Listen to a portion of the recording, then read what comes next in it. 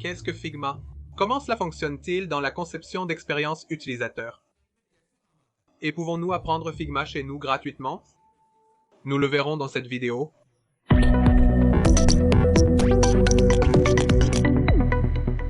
Nous avons précédemment expliqué la différence entre expérience utilisateur et interface utilisateur dans nos vidéos. L'expérience utilisateur est un sujet très vaste et l'interface utilisateur en fait partie. Vous pouvez faire beaucoup de choses dans Figma, mais au début, l'utilisation principale de Figma est de créer une interface utilisateur. Donc, si vous créez une application ou un site web avant de le développer, un design complet de cette application et du site web doit être réalisé sur Figma. À la fin de la vidéo, je partagerai avec vous 3 ressources que vous pouvez utiliser pour devenir très fort en Figma. Assurez-vous de regarder cette vidéo jusqu'au bout. Répondons tout d'abord aux questions fréquentes des débutants. Faut-il un PC coûteux pour Figma? Beaucoup de gens se demandent si nous devons acheter un MacBook ou vous devez acheter un ordinateur portable qui a beaucoup de RAM ou une carte graphique spécifique. Il n'y a absolument pas besoin de tout ça. Figma est un logiciel gratuit basé sur le cloud. Ainsi, Figma fonctionne bien sur presque tous les ordinateurs portables. Dois-je coder, dessiner, concevoir des graphiques, posséder un diplôme en informatique? Dois-je acquérir des compétences sur tout ça? Non, même sans expérience en dessin, peinture, Photoshop ou design graphique, vous pouvez toujours commencer à apprendre. Ce sujet est complètement différent de tout ce qui a été fait auparavant.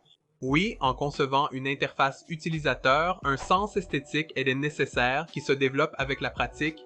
Donc, face à l'abondance de Figma, par où devrions-nous commencer notre apprentissage?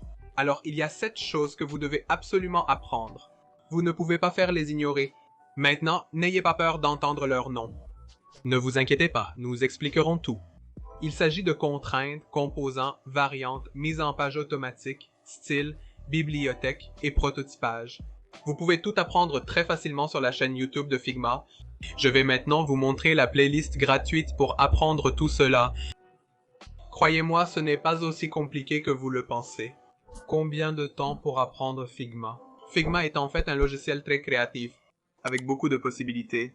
Mais pour commencer, les 7 sujets à apprendre vous prendront environ 50 à 60 heures de votre temps. Les ressources dont je vais vous parler, si vous les utilisez correctement en acceptant d'investir 50 à 60 heures dessus à étudier, vous maîtriserez très facilement les bases de Figma et vous serez prêt à créer votre première interface utilisateur. C'est un outil très simple, il suffit d'investir suffisamment de temps et d'apprendre des bonnes sources. Si vous obtenez la bonne ressource, et si vous y investissez du temps, rien ne pourra vous arrêter. Enfin, une question demeure. Après avoir appris Figma, aurais-je un emploi de designer d'expérience utilisateur? Absolument pas. Vous ne faites que de l'interface utilisateur sur Figma, et pour être honnête, Figma est aussi un sujet très complexe. L'apprentissage de Figma est particulier. Et créer des systèmes de design dans Figma, c'est en fait créer des applications, et mettre à l'échelle ces applications.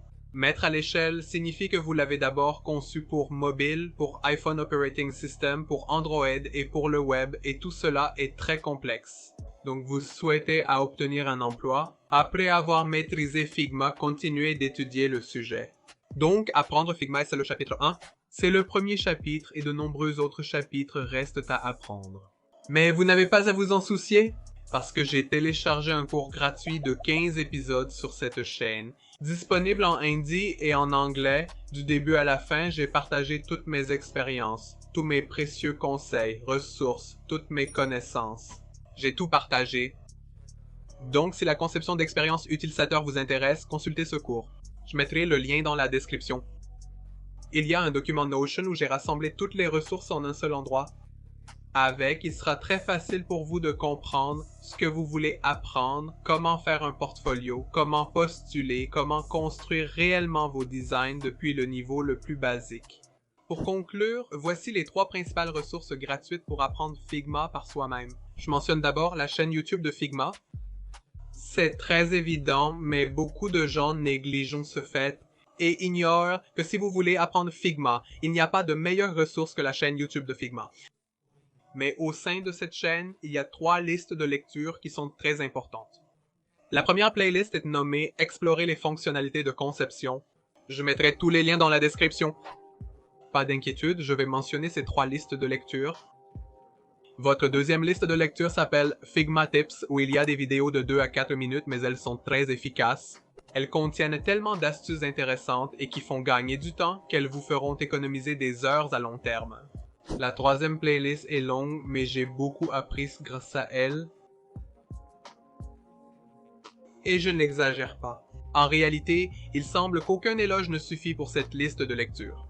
Car c'est que la playlist des heures de bureau, chaque vidéo est très longue, mais je vous dis la vérité, si vous voulez apprendre Figma, si vous voulez apprendre à faire des composants dans Figma, si vous voulez apprendre à faire des systèmes de conception dans Figma, cette playlist est absolument la meilleure ressource disponible. La deuxième ressource est awesomefigtips.com. Ce site web est extrêmement utile car ici vous obtiendrez des détails et des conseils très précis qui ne prennent qu'1 ou 2 minutes à apprendre, mais ils vous feront gagner beaucoup de temps à long terme.